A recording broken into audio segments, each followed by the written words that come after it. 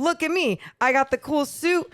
I am going to say all the great things and you're going to like me. And not only did I like him, I fell in love with him. And you guys, Deuce knows I am very fair. I sit on the fence. I do not pick one direction or another. Some people call me a coward. I don't care. But with this press conference, it was everything that I wanted it to be. It wasn't just fun and cute and laughs and he's a funny guy and he's nice. It was players were there. Other assistant coaches were there.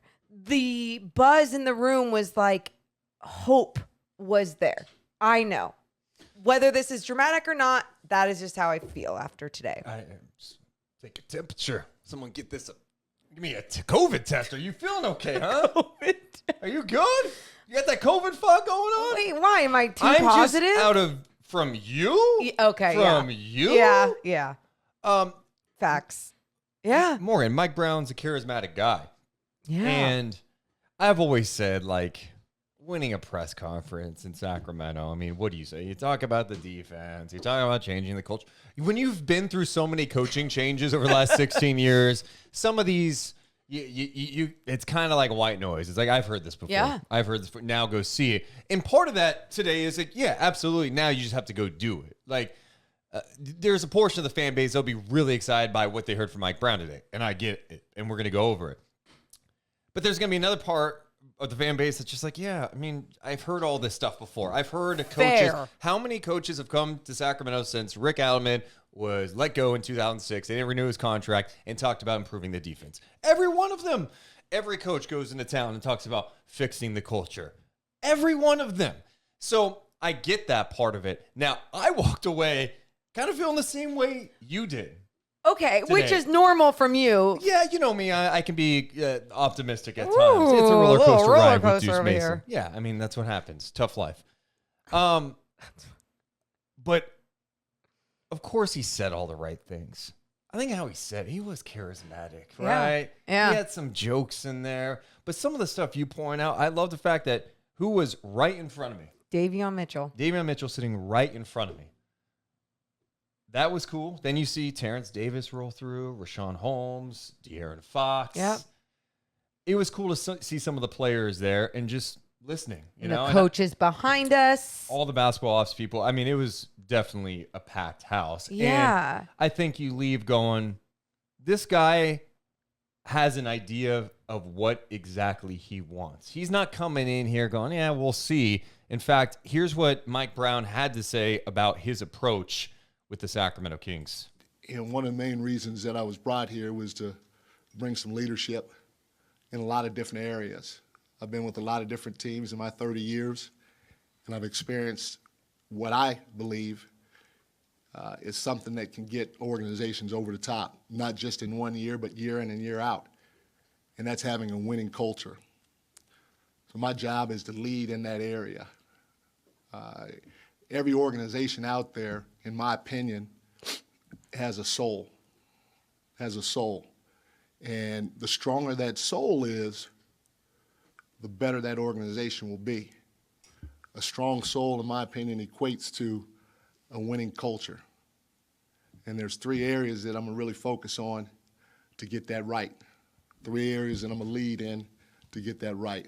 The first one, there has to be a vertical and horizontal alignment of trust within all the units of an organization. It's not just about basketball. It's business side, it's the medical side, it's the players, it's the coach and staff. There's got to be a level of trust that's unattainable in most instances. The second area is there has to be a set of values. There has to be a set of values on the table that are led and upheld by the leadership of this organization, starting with me. Eventually, it'll get to the internal part of the group, which is our players too, the leaders within our group of players too. And then thirdly, there has to be an embracement of your role. Everybody will understand what their role is. I'm not just talking about our 15 or 17 players. Everybody in the organization, from the business side to the front office again, will know what their role is and they'll embrace it. And if those three elements come together and come together at a high level, we'll have a winning culture here that's sustainable and long-lasting. I can't wait to get started. How does that not, like... That got me. That got me, Maury. You know, I'm not going to deny it. He talked about every organization has a soul. Mm-hmm. Sacramento doesn't have a soul. No. They haven't had one in a long time, right? And to get that and to bring that to Sacramento would be beyond significant, not only just for the organization, but just for the fans. Yeah. Right? And again, I'm going to reiterate this. I understand talk is cheap. It's hard to lose a press conference. Mike Brown didn't just win the press conference today. He absolutely fucking crushed the press conference today. No, he did. And I mean, what does that matter? And I know I'm going to get on social media and say, oh, Deuce, here you go, just buying in. And yes, I tend to want to see the good in things at times. Probably because my life was such a chaotic mess as a teenager. But what I enjoyed about it is he came and spoke with confidence. He talked about they brought him in to be a leader. And when I listened to that opening statement from him, I felt leadership. I felt like a guy that knows what the hell he's doing and talking about, yeah, we are going to make sure we have trust everywhere. We are going to make sure we have values, and that starts with me. And then we are going to make sure everyone embraces the role, not just the 14th, 15th guy or the two-way guy, but everyone in the organization. If this was a promo in wrestling, if I was watching Dynamite and that was an opening promo of someone's debut, I would be going, holy shit, this is awesome. Yes, thank you. This is awesome. Let me get my thoughts out before I forget. Thank you. But no, please proceed with your wrestling antics. But you're right, because I felt that from him in so many different ways. We've heard coaches in the past, whether it's through Sacramento, whether it's just around the NBA, whether it's in a different sports league, say the right things, say the key phrases, winning culture, starts at the top. Yeah, you know, all those yeah. wonderful things we've heard.